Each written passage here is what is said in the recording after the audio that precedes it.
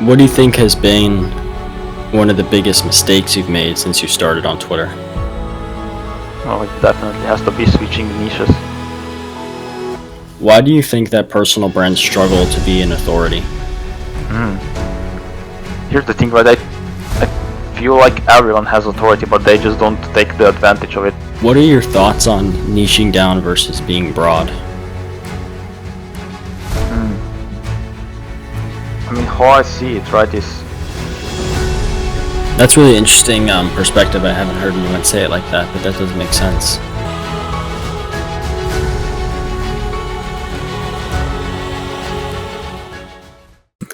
What's up, guys? Welcome back to the LaBosco podcast. Today I've got Jakob on. He's grown to 1,800 Twitter followers and helps personal brands scale with authority. I'm super honored to have him on as a guest. How are you today? hi, I'm awesome today. Thanks for having me. Of course, I'm excited to have you on. I really like your long form, so excited to ask you about that. Do you give a little background on how you got into the creator economy and your story before that, for those that haven't heard it before? Yep, so if I said that I started with Danko, I would actually lie, because it started a long time before. It was actually in the space of the self-improvement YouTubers. You probably know them like Hamza, Tate, Danko. No, Danko was later, sorry. Luke Berma, he was quite a big influence on me. And Iman Gadzi. So these five guys like got me into the creator economy. They got me like thinking, okay, you can actually make money online, right? It's quite a new opportunity for me. And but then I was like curious on how I can actually do it, that I'll at one time make enough money, and second enjoy it actually. And it was copywriting. So I joined the real world. It was about a year ago. Was in for 3 months. Then eventually started binge watching Danko and got onto X. When did you first post on X? How long ago was that? So the exact date is actually 14th of September 2023. I still remember the date because I was procrastinating on my first post for like a week. So quite long ago. It's crazy though, in 8 months, what's possible. Like when you really think about 8 months, like in your whole life, just taking 8 months to be really focused on one thing, you making an income and growing an audience. It's amazing. Yeah, in my opinion, it's not only about learning a skill, right? Because if you don't learn a skill, then of course you won't make money. But second, it's actually loving what you're doing. Because if you don't love what you do, so I love writing. I love exploring new principles of writing, human psychology, making new friends, all that stuff. So if you don't enjoy this, right, then it's quite hard to keep going. Yeah, I think it's something from I think Naval is like find work that feels like play to you but work to others. So Yep, definitely. love novel as well. Yeah. So did you write on Twitter after taking like 2 hour writer, or just binge watching Danko videos, or? Actually, I invested in his Modern Mastery HQ, which is like a community with him at Joy Justice. You know him probably. It was just like a course with some instructions from them personally, but it was quite an outdated thing from like 2021, I think. It was hard to implement all of it. I mean, I got the basics right, like let's say the wire framework from back then, which I copy pasted when I wrote my first few tweets. But yeah, the basics were pretty good. That's interesting. I've only taken 2 hour writer from Dan. I know there's Modern Mastery, Digital Economics, and he's constantly making new things as well. Who are the people that you look up to the most currently in the creator economy? Okay, so actually in terms of very big creators, I used to be following DQ Bush, Niklas Cole, Dakota Robertson, of course.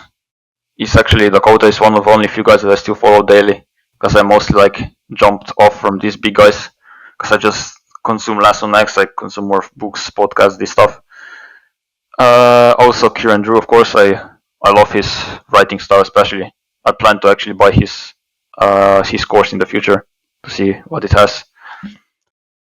And then if you look at a bit smaller creators that are in my space, it's OG Law, Harry Beadle, Benjamin Chan, of course, and Sean Cannella, these guys. Mm. Yeah, those are some good people to Yep. have on your list. So yeah. Um, what do you think sets you apart from other creators on X? Like, why do people follow you instead of someone else? Okay, so that's actually something I had to ask other people because it's sometimes hard to like personally know how are you like different than others. And actually today I got a DM from one lady. She actually told me that I'm very different, and I asked her why, because I'm curious to hear what other people think. And she said it's my writing style, which is I'm going quite long with sentences. I'm not like doing short punchy lines. I try to do long blocks as well, with especially analogies, creating some mental images with the words I use. And I think I'm a lot different when it comes to writing style again with brackets, because many people don't actually use them. I don't know why. It's a good tool to have to use. But then I would say also probably my long forms. I've posted already, I don't know, over hundreds of them throughout my so to say, career. And I mean, it's also, that's for every person, right? The personality of my posts. Like, I go to uni, I play ping pong, I sometimes mention toothbrushes because I randomly got some people complimenting me for having 10 toothbrushes, which is again something I like from Dakota Robertson as well, that sometimes you have to be or act dumb to make people like you.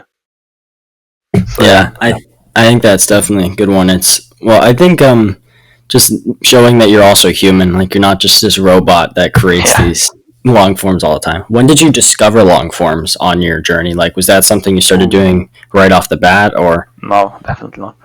So I knew that long forms were a thing, or actually, I think when I started, the long forms weren't a thing because the 280 characters were a limit for quite a long, so everyone was writing threads. So I think actually when I started, the long forms weren't a thing yet. After they became a thing, I was hesitant because I just thought I had no writing skills or like enough authority to write them. So I wrote my first long form, I think 3 months in, maybe 3 to 4 months in, and yeah. how was that process progressed? Like the way you approach long forms from the beginning till now? Mm. Okay, so let's say at the beginning I was first not a copycat, but I was let's say reverse engineering what others were doing at MySpace, because still back then long forms were still not that big as they are now. Everyone is posting these long forms at the moment, so it was not like an exaggerated market. But I was not, let's say, I was unfortunately not trying to be different with them, because I copied one, like I use a line break right after, like you have long form that's divided into 5 parts, let's say, and after each part I put a line break, and I actually copied the line break from another creator. So I was not that creative with them, but I still like followed some frameworks, which is I achieved this, some pay points, then here are 5 lessons, here are 5, I don't know, topics, like Yeah. dividing into 5 parts, the whole thing. How do you approach them now? Is it like, do you really have to think? Do you have to like pull up a template anymore, or is it just Mm. sort of you just kind of write them? So no, it actually depends on what type of long form I want to write, right? Because I see long forms in 3 ways. One is stories, which shouldn't be templated at all, in my opinion, because story is something that, like, you express your personality in stories, so it doesn't matter how you put it out, in my opinion. But then I differentiate two others, which is more of a value long forms, where you, let's say, give 5 lessons or 10 lessons or whatever you've learned. So I format this as I used to back then. But then it comes to, like, I call them business insights or insight long forms. But in this, I like don't make these line breaks. I just choose one topic about the business or like a problem people have, and then explain it in like just a long text. Mm. Usually with an image to, of course, make it more attractive. Yeah. Um, What do you think has been one of the biggest mistakes you've made since you started on Twitter? Well, it definitely has to be switching niches. Because when I started, I was trying to be a ghostwriter, because it was basically the biggest thing back then. The so-called branding, or like helping other grow brands from complete zero, wasn't really a thing. So I would say I was a ghostwriter, but I struggled to pick a niche and stick to it. That's why I also struggled with it for a few months, and then eventually switched to this personal branding. Yeah, definitely is useful when you can figure out what you're actually writing about so you can be consistent. Yeah, in my opinion, it's also how I see it now, right? Is that it has been like that forever, but you have to like learn to market yourself first before you market someone else's account, right? That's what I'm actually trying to do right now. Like master for myself and then help others do the same. Yeah, it's like the ghostwriters that reach out to you and say they'll grow your brand and they have 20 followers. And also the problem here might be that okay, they can get me followers, but have they got them themselves? Not really, right? Yeah. So you've grown a pretty successful brand on Twitter. If you had to restart, how would you get back to where you are now in the current X environment? Would you count like me having the skill already, or Yeah. me with the skill that I have? Like you have the knowledge, but you have to get back to where you are. Like, what would be that process? Like you have the knowledge of the roadmap that you've built, but you don't have the skills yet. But you have a knowledge of that you have now. So without like let's say writing skills and everything. Yeah. So that might be interesting. So I would go like I started with just analyzing as many creators in the space you wanna enter. So these are the guys that I actually mentioned before, the bigger guys. But then I would go with like a very heavy content consumption for 1 to 2 weeks, like really noting the things down, noting the patterns, the what's repeating, what's not, what the trends are. And then I would enter the trend or the enter the let's say enter the niche with like first I would actually start talking about how others are doing it, breaking things down, and then as I get attention from people, of course, with engagement and connections, I would start then posting tweets, post about how I did it. So basically, building in public, which is still building in public, something everyone should do if they want to get followed by people on the journey. Yeah, that's really clever because you first sort of take the audience of the people that you're learning from, and Exactly. then once you build your own audience from that, you talk about how you built an audience from that. Yeah, it's actually that's why it's called broad authority, right? Because you're explaining how others are doing it. Why do you think that personal brands struggle to be an authority? Here's the thing, right? I feel like everyone has authority, but they just don't take the advantage of it, right? Because how I see authority is that you can help someone who is either 1 or 2 steps behind you, right? Many people think they're, let's say, at the lowest and can't help anyone. Where they have more followers than someone else, they have more writing skills, they have more either maybe free clients, they have they just have the repetition, right? That others don't, and that's something you can teach others. So authority is basically everyone has authority, but not for guys that are up, but the guys who are behind you. So I would just say that people should be more confident in their skills. Definitely. How do you go about, say, someone doesn't think they have authority, or maybe they do, but how do you present that authority so people are aware of it? Okay, so how do you shift their belief, right? Mm-hmm. Well, some I think you can do is write tweets that basically shift their beliefs, which is motivational tweets, like not the platitudes, of course, like more long forms where you explain the thing. That's how I would. That's actually how also works. How people invest in you, right? You shift their beliefs, make them think that they are making the certain mistake, and you shift their belief from okay, you're making this mistake, you need to fix it. How? Basically doing what I've done, So that's a small trick for getting people to invest in you, actually. Yeah, that makes sense. Is there a process? Say you had authority. Is there like a process you would go about? Like you write this kind of content and you position yourself in this way in order to become like say you had results with fitness and you wanted to sell a program to fitness people. What would be that process to become an authority in that space? Okay, so for people who already have skills, you mean, right? Mhm. From the past. Yeah, so here is just teaching or giving value to people.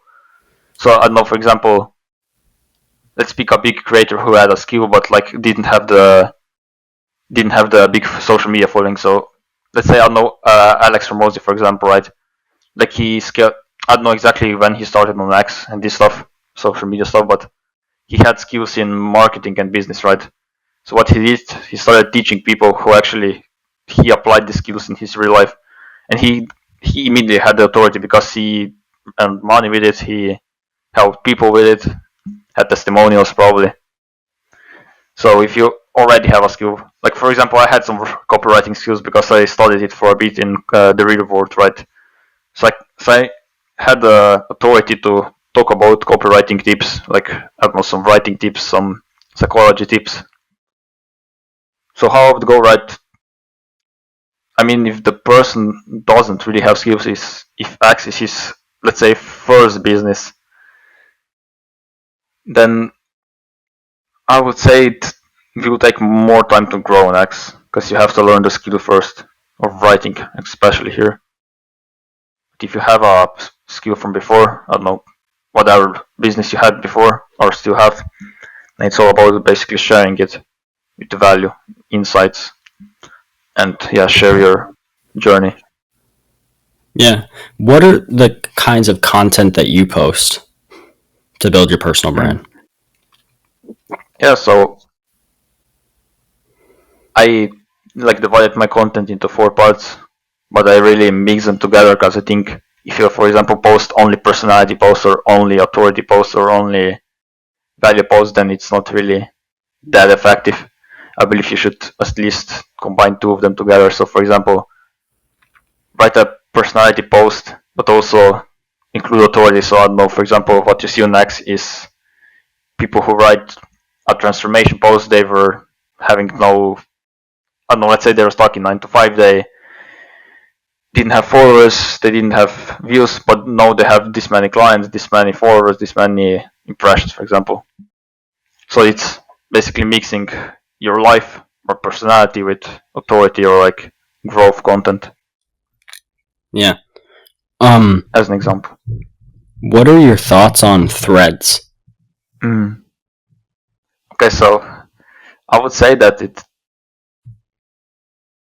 depends on which niche you are again, like in personal branding or the niche we are in, right? Mm-hmm. I would say it's more useful to write threads when you talk about a very broad topic. So, for example, I would say that you mention your age, so people basically know who you are, then what you achieved. So on some broad level, so I achieved, for example, 1.8k followers. Third thing, explain your process to getting there. So this is a very the hook in threads should be very basic in personal brands. Then when you go out and let's say go into ghostwriting, when you have people on ghostwrite for health coaches, for example, here you should either talk about the person in this space that is known or talk about a process of, I don't know, getting from, what should I say about health coaching, from going, I don't know, from ill to healthy, for example. I don't know, I'm making this up right now. Yeah. But for personal brands, yeah, I would say this, just these broad topics. What are your thoughts on niching down versus being broad? I mean, how I see it, right, is you should present yourself as someone who is in this one big niche, but then your solution is a broader solution. So how I do it, especially, is hook is just the first few lines of the hook is just targeting basically everyone next who is struggling. So let's say they struggle with followers, clients, even mindset things. But then as the solution, I present my unique mechanism, which is more broad. So for example, let's speak, I don't know, landing high ticket clients. I would say, let's say outreach methods or something. Like I would say, this is the 3-step outreach method that I use to land high ticket clients. So I don't think it's about like talking only about a broad niche or a specific niche. It's mixing them together. Yeah, that's really interesting perspective. I haven't heard anyone say it like that, but that does make sense. How many times do you post per week? Are you doing like one post a day? Because I know then there's some people that say to write 3 tweets a day. Like, how do you approach how often you post? Yeah. So again, here I was going with three posts a week for a long time. But since I've heard the algorithm changes, which are quite annoying for many people, for me as well sometimes, I'm now going with 2 of them a day. And I'll try to go with one long form and one short form or mid form. But I would say it doesn't really matter because in the end, people come to your content right to. If they want to, they don't come to your content because they have to, So I wouldn't say it really matters. Unless, of course, you're putting out non-quality tweets and making more of them. It's of course not good.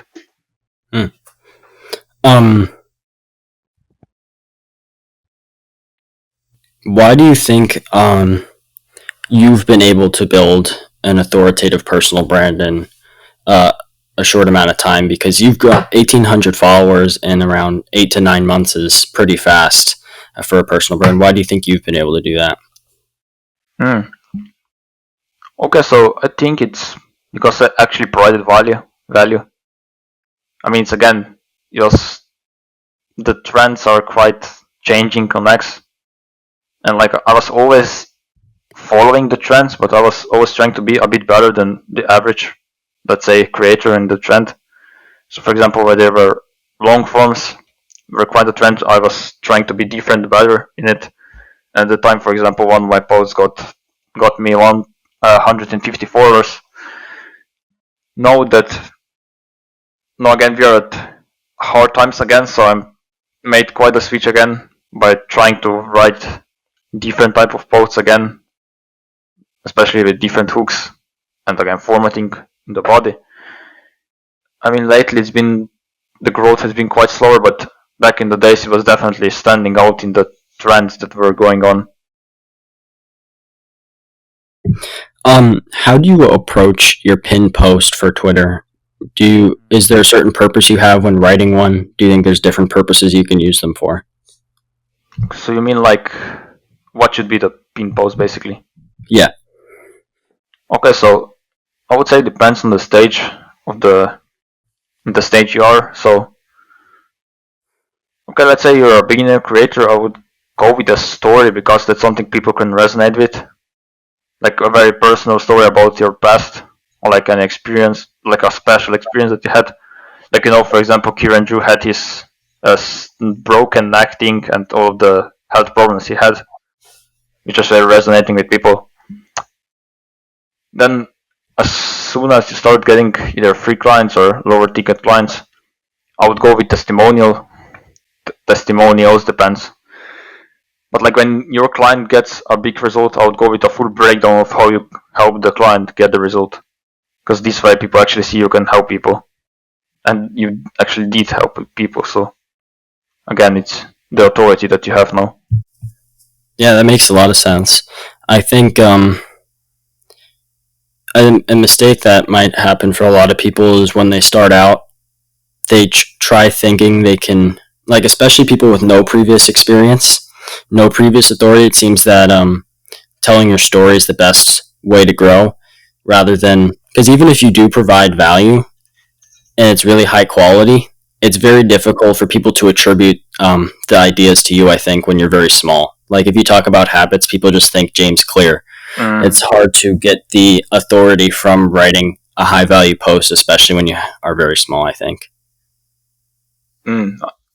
how do you see it? Like, why do you think people just borrow, let's say, habits, right? You borrow James Clear's authority here, for example. Why do you think people do that? Actually, I'm curious. I don't know if they like I'm saying like not even like mentioning James Clear. Like if you are just talking about habits and you're small and you're giving advice with habits, they're likely just going to attribute it to James Clear. Like even if you're not saying like this is James Clear, this is his habit framework. If you're just talking about habits at all and you give good advice, I think it's rare that they'll attribute it to you. For example, it's like if Dan Coe gives advice on something, people are going to listen. If someone with 50 followers gives good advice on something, people aren't going to listen because they don't have that sort of authority. Oh, so okay, I know what I mean. I mean, yeah, this is why story works here, right? Because everyone has the different story, right? But if you talk about, yeah, again, habits, productivity, I mean, whatever, people were, yeah, connected back to the most known person in the space, right? Like in productivity, I would say they would connect it to Ali Abdal, right? As I said, James Clear with habits, Danko with creators, economy, this stuff, writing, for example. So that's why I think, yeah, personal story is the best thing to start with. Yeah, and like you said, like if you are going to write about those concepts, do like borrow authority from those bigger. I think in the beginning, it's better to name the person that you're getting the ideas from than to sort of act like you have taken this entirely new take. Definitely, because again, when you mention a name, more people will probably see the tweet and actually read it because they'll know it's okay. It's about, but I mean, it's been quite overflowed with, I don't know, say this is Danko, you know these types of tweets, right? Yeah. If you try to write a tweet about Danko right now and his, I don't know, habits, mindset, then it's quite hard to stand out. So it's either about finding a new person in this space that is still known but not mentioned enough, or either trying to find a really unique angle of presenting the person. Or one way, for example, for this personal branding space is just choosing smaller creators with smaller, so to say, from let's say 2 to 5k followers, and also tag them in the post, so therefore they can actually see the post and maybe retweet it. Yeah. I think maybe one way to approach, like, if you're going to do a big creator, might be breaking down a specific thing they've done. So, like, if it's Dakota, breaking down his educational email course that he did, or like if it's Dan Coe, like an hour video. So it's not as broad, because if you do a broad one on Dan Coe, it's going to be like writing every day, walking 4-hour work day. It's everything people have heard. Yeah, exactly. So yeah, I mean, even the thing here might be, okay, if you like bought a program of some of these creators, well, this might be actually interesting. I don't know if you've ever or I don't think I have as well, like broken down something a person has in his paid program. I don't know if that's, so to say, moral to do or not, but that could be a way to do it, because of course you have more access to more information, right, if you do it. Yeah. But I don't know. Have you seen Stein Norman? Yeah. His pin post, that one's about 2-hour writer from Dan Coe. So, and Dan Coe retweeted that. So I guess. I mean, it's a promotion for his product, right? So why not? Yeah. Actually, yeah, that's smart. It's actually you're promoting their product, so that's not even that bad. Yeah. For them, Definitely doesn't seem to be something people do. Like that, he's one of the only people I've seen break down a paid product, and that did pretty well. So that might be an untapped area. Actually, yeah, that's interesting. Yeah, I might do something like that in the future because I bought some things already. Yeah. How do you go about writing a compelling, like a really good hook? And I guess that might depend on what you're writing the hook for, like if it's a long form or a mid form or a thread. But how do you go about writing a good hook? Yeah, so I always see people going directly with, let's say the hook should be presenting people the pain points and then the dream outcome, right? What I see with many creators, they just present the dream outcome, which is again followers, likes, impressions, clients, this stuff. But how I see problem here, right, is that you don't actually I mean, let's say we creators that have been here for long, we know why we need followers, likes, impressions, you know. But if it's someone new, right, someone just new tags, he doesn't understand it, right? So you gotta present it to pain points in his life. So I would say tired of, let's say it's the best target the base level of pain points, which is tired of 9 to 5, tired of university, tired of, or like burning out from, I don't know, trying to find right information. So I try to go with a pain point and only then the desired outcome, to make actually people aware why they have to, like why they need to get the outcome, you know. And then again, to make people click show more, then I usually ask a question related to that thing, and without like revealing anything, you know, up front. Mm-hmm. Yeah, I like this. That's like the basic hook template.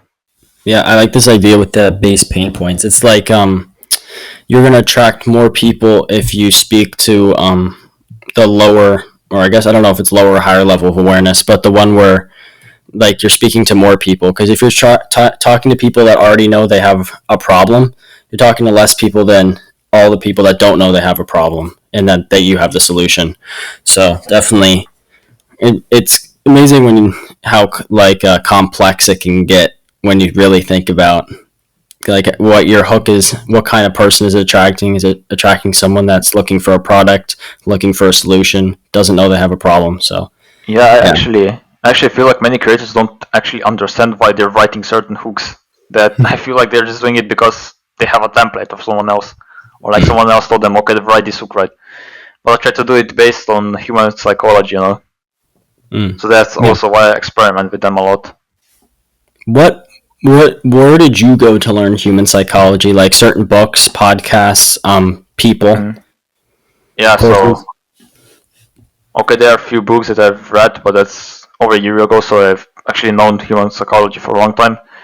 But about, yeah, more specific for writing, it's from copywriting books, especially the old ones, like from Eugene Schwartz, from Gary Harbert, and these guys. Although it's like their concepts are like hard to apply directly because it's like advertising mostly the products, or like physical products especially. So it's like direct response marketing, yeah, rather exactly. than content. Yeah, but the psychology behind, right, is still the same. So yeah, that's how I like learned it basically. That's those are some staples. Those people, the ones that everyone should go back and listen to. Why did you think that you wanted to do copywriting? Like, where did you hear about that and think that that was sort of the route you wanted to take, writing? You know, it's actually started with looking for the business model that's free to do, or to start at least. So it was, again, there are some other options. I don't know, some AI stuff I was looking at. I actually tried Instagram theme pages. I did some Facebook flipping, you know, like some old stuff. But like, I always went back with copywriting because it's a skill you can learn forever, you know. Like, you never. It's hard to get stuck like at, let's say, knowing everything. You always have something new to learn, and it's also fun, like exploring new possibilities. And then in the end, of course, helping others do the same, apply it. Yeah, change lives as well. Yeah, That's why. It's amazing how complex it is and how many layers there are to it. Like when you get into it, I know when I first heard of it, I didn't really know what to expect. I didn't think that there was going to be so much depth to simply just writing, but there's so much to behind the scenes. Yeah, I don't know if you like ever talk with your friends about it, but like when I presented what I do to my friends, like there, you can write this with ChatGPT, right? You can just tell ChatGPT write me, I don't know, a tweet, for example, and you have it. It's hard to actually explain to people like how it works, right? I don't know if you see the same. Yeah, not like that specific example, but it's just people just don't get it. They're just like, why? How? Yeah. Moving on to like landing clients and monetization. What's your process for getting leads and then converting them into clients? Okay, so actually, how I see it, right? It's you're building a personal brand, right? You're attracting people that like us, like our values, like our personality. And many people actually try to attract people by going like outreaching, let's say outreaching out to them. Like, let's say you're trying to first, let's start with cold DMs. Like, this won't work with personal branding because the person you're reaching out to has no idea who you are, how you can help. I mean, you can say that you can help them grow a following, right? But they don't know you, so it's like no wonder why people get rejected, right? These cold DMers. And then even the the outbound outreaching, right? So reaching to people who follow you, but might not like consume your stuff. They just followed you once maybe or liked one post. Even outreaching to this, right? They're still not invested in you, so to say. So how I go with it, right, is just maximizing the content that I put out, especially emails, because people who sign up for your emails are ready to first read more about you, know more about you, but second also are ready to get pitched more. So that's why I put a very much effort, so much effort in my emails. And I mean, it's still okay to promote your service or coaching, whatever you have, product on X. But like, if someone completely new sees who never heard from you before, he most likely won't care about it. So that's why again I go back to content and quality of my content to get clients. Speaking of emails, how do you go about writing your emails? Like, do you do like a weekly newsletter? Does it are they is it similar to your content, or do you approach writing emails completely differently? So I mean, the topics I cover are quite similar. You know, just helping people in general. I like to go with 3 emails a week, not the longest ones like Danko, but also not like the short ones where like I don't know, write 10 words. And in emails, I try to especially first emails are good for me because I practice writing more. I can then apply it as well on X on long forms. Then second, I use a bit different framework for it. So like the different stages of writing the whole thing. It's not like the same I do on X. Because again, you can just so say yap more on email. People are ready to read more from you. And yeah, I just like to describe or present one thing that I learned either about my business, something that it's just basically, it's not like something that I plan, it's something that I have on top of my mind as of write them. So for example, maybe something happened yesterday, I know I helped my client did this, then I present to people in my newsletter how I helped him do this, achieve this. I don't know, I failed landing a client, I just tell people that I felt and how I would do it if I had to do it again, for example. So my emails, yeah, are basically like lessons that I learn from business. Yeah, that's something that a skill I'm hoping to build soon is the email, because I don't know, I just think it's so powerful. I think you can build a whole different relationship with your audience when they're in your email list versus uh, on Twitter. You probably also know that, right? Some people do the same with Telegram groups. I think Vigo has one, right? You're quite correct. Yeah. So this is also another option, because I mean you have to go with shorter form of content on Telegram, but still, I think it's a great opportunity to jump in because not many people, as far as I know, do it. Yeah, yeah, I think it's clever, and I think it also the barrier to entry for people to be engaging with you is lower than emails. Yep, definitely. How do you like if you get a result for a client? How do you use the results you get for a client to help you land more clients? Like, how do you get a result for one client that can help you land like 2 or 3 more? Okay, so we actually talked about one thing. It's the case study as pin post, or either also an email. You can write an email about that. I mean, yeah, that's basically it. I would personally say again, also some short or mid forms where you just quickly I would say like it's not good only to mention it once, because of course not everyone will see the one post that you tweeted about it, but also like dividing it into smaller posts where just, I mean, yeah, just share the results your client got. Maybe sometimes you write just what he achieved, and sometimes you write more. I don't know why is what mistake was he making? Maybe just quickly breaking down.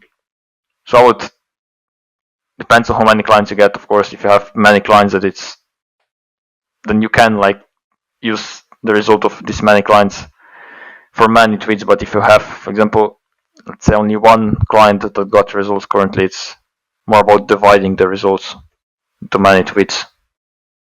I see. What do you think is the best type of post if you could only use one to present it? Like, would that be an authority long form, a thread, like maybe a mid form? Yeah, if I had only one chance or one tweet, I would go with authority long form, explaining the whole process, how you like helped him go from, I don't know, zero or some certain pain point to the result he got. Definitely. And of Yeah, that. course, in this tweet, present like your unique mechanism or how you helped him get there. How do you? I don't know if this is like there's a process for this or this is just trial and error, but how would you go about finding your unique mechanism? I mean, it's basically how you achieve the thing that you did. So here's maybe the problem as well with like copying trends or like cloning, so to say, other creators, because you don't have a unique mechanism. So I would say, yeah, just do it your way, or like learn from bigger names, right, who have the, let's say, the biggest authority, and then implement it in your own way, and then present this your way to the clients of yours. Yeah. What do you think of like taking from multiple people to make your own Yeah, as that's well? definitely Yeah, much better like than multiple taking one. parts. Yeah, definitely. Yeah. And Um. I would also Yeah. divide them into one to two like really big guys. I know, for example, I took Dakota Robertson and Kieran Drew as these big guys that I so-called reverse engineered. But then some, let's say, 3 to 5 guys that are 2 to 3 steps in front of you. To like have like various different, so to say, golden nuggets to use. Yeah. I know exactly what you mean. What would you say are the biggest mistakes people make when trying to monetize? Okay, there might be a few of them. One might be that they become too needy with flexing this. I mean, followers, likes, right? This is important part of building a brand. They feel like some people are trying to flex with them too much without actually them providing real value to people, because they think people will work with them if they're very impressed with big numbers, which is the case at some point, but not really the core case of why we like chose to work with people. Like, for example, I chose my mentors because they were relatable to me, not because they flex big numbers all the time. So that's one thing. The second might be, okay, so I talked about type of content you post, but the second, what could be? The, I actually feel like, yeah, that people are too needy for clients at some point, and then yeah, it results in like pitching on every tweet, or like, and then as a result, what I see, right, is that people just quit because they don't get the result. Yeah, Yeah, I think the one being needy for clients is definitely one. Um, I think it's hard at the beginning not to be a bit desperate, but I think it hurts yourself in the long term yeah, because you're not actually finding someone you can help because you're not and you're also because you can just get a bad client that causes damage to your reputation and is also just a oh bad yeah. experience for you. Yeah, so that might actually be a problem, right? If you're too needy and land, let's say, some client that is not that ready to work with you, but I don't know why he chose you basically for some reason. But then it's hard to get the results because again, it's hard to communicate with him. It's not fun at all, and you just ruin your reputation. Yeah, And maybe one thing that I didn't mention is just people are, especially with the DMs, they're like too many of them are pitching straight. Like you either get pitch immediately with like the cold DM thing, or the other part is also when the DM is warm from someone it's again you sometimes you just see they want to sell you instead of like help or connect with you. So yeah.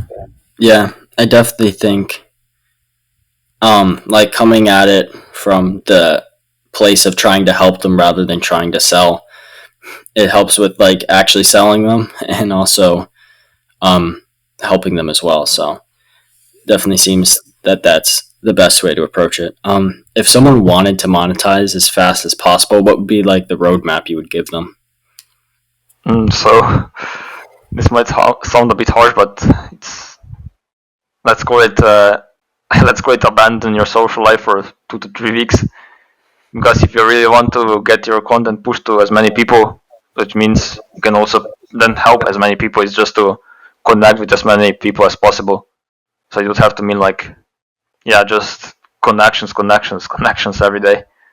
But at the same time, not forget to, like we mentioned, build this authority slowly by posting value, sharing your journey on the way, so building it public. And yeah, I would I would say that's the way. Yeah, I agree with that. What are the steps that you would follow to land your first client? So you mean like again with no skills, or like if I had to go back from the time when I had no clients Yeah, but skills? yeah, I mean, if I had skills already, I wouldn't change much. I would just provide value, content, good content, put CTAs in the right place without sounding needy. Maybe, I mean, I would, if I had to go back in time, like I landed my first client about 2 months, 2.5 months ago, I would try to be more so-called unique or different, because I was still like, I was unique in some way, but still it was not like, I was not like a trendsetter, as you have like Bench, Sean, Arnie, these guys. So I would take the risk again. If I had to go again, I would take a risk and try to set a trend people can follow and monetize, like by actually helping others, let's say, hop on this trend and go viral with it as well. So yeah. that's interesting. Yeah, I definitely think if you're able to start a trend, it's like a cheat code for your growth and authority. Yeah, because then you become like basically a tribe leader, and people look up to you, and you basically have the solution, right? And they want to do it as well, so they happily pay you. Um, what are your future plans for your branded business for maybe like the next couple months, 6 months, a year? Yeah, so actually, I was talking with some people about starting a community, like the cohorts, but I feel like that's not really for me. So I really like to like help someone on more like a so-called deep level, so to say. So I wouldn't start a cohort really, and it wouldn't take more than 3 to 5 clients at the time. I'll just again, yeah, increase prices because I also increase my knowledge and the results I got from my clients. So for the next let's say the next 6 months, I'll just get better at what I do currently, land more quality clients and get them quality results as well. But then there's another thing. Basically, I'd want to do a revenge on ghostwriting and go into it as well, but not like as a ghostwriter alone, but like trying to maybe help higher level people, or let's call them higher level people by, I mean, let's say that's CEOs, business owners that are busy and don't have to grow next, so I would do it for them. But I'm still not sure about that one. Hmm. So Yeah, yeah, also if we talk about money wise, that would be, let's say, 3 to 5K a month in the next 6 months. I don't like, I don't want to aim too high because I also want to.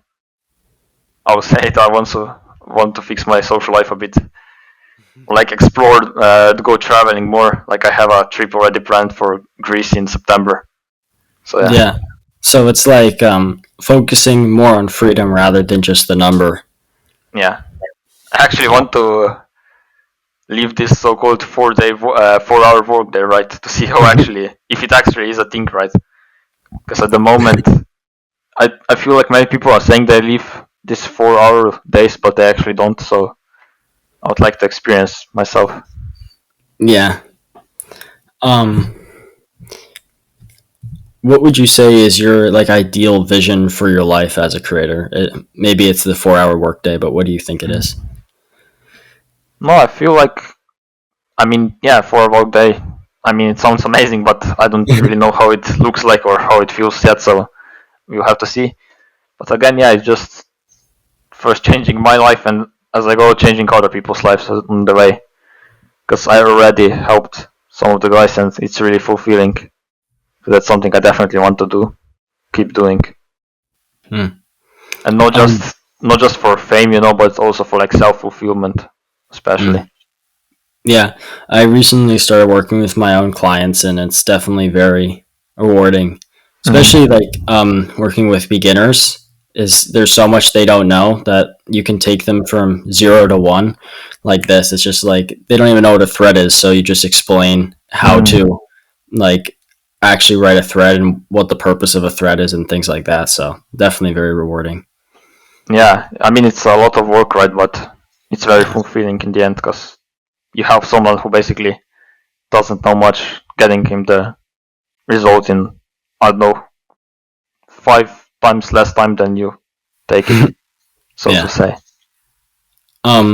Do you have a dream place to travel to, or dream places you want to go to? Oh, I mean, there are many. One I actually mentioned is Zakynthos in Greece that I'll probably go in September. But yeah, I would like to, like, I've only been to Europe so far, so I would like to explore other continents. Mostly, I would like to go to Bali because just the influencers sold the dream life there. So I'd like to see if it's really a dream life or not. Um, yeah, I would like to go to USA because, of course, I haven't been there. I've only been to like London is the single biggest city that I visited, so I would like to see how, I don't know, New York looks like, for example. I would actually, that might sound interesting, but I also want to see how the bad or like dark part of these big cities looks like, because it's something that in my country in Slovenia we don't have so-called high places and low places. So I'd like to see also both sides in bigger cities. Yeah, I think that's a very interesting thing. I think it maybe just gives you like a perspective Yeah, of. I think also probably appreciation. Like some people are living through this. yeah, Not like I definitely. don't. I'm definitely able to like just appreciate things more when you see how good you do have it. Yeah, it's also more about exploring things because if you let's say if you stay at one place and even if you have, I don't know, money, cars, I don't know, whatever, you just not like exploring what life has to give you. That's something I'm looking for to do in the future. Yeah, that's definitely something I look forward to doing. I just feel like if while we're on this planet, you might as well explore it and see what Exactly. there is. Even to go into extremes, like, um, yeah. for like your brand like future, do you want to be a? Would you say you're going to be a micro authority, or do you want to grow like a large brand, maybe like Dakota Robertson or Danco? Mm. So one thing is I still don't understand how the hell did they get so many followers around the world. That's the first thing. So let's say I don't plan to do that as well because I don't know how they got it. So let's say I'm happy if I have a certain amount of people that I help, even if it means like I won't grow past 10k followers in the next few years. It's just Hmm. as long as I can provide value, help people get the results for them. Yeah, I definitely resonate with that perspective. It is kind of crazy when you think about how many followers they really have. Yeah, it is. Like 400,000 people. Like you really think about that many people, and it's even more than that across platforms. So it's really crazy. And it's Um, actually, yeah, it's actually people that still follow and then stop, and then new people come and follow as well, and they stop. So there might be even more people. yeah. As we come to the end, if you could only have the people listening take one thing away from this podcast, what would that be? So we talked about many things. Hmm. Would you say I should niche it down to X or life in general? Whatever you prefer. Mm-hmm.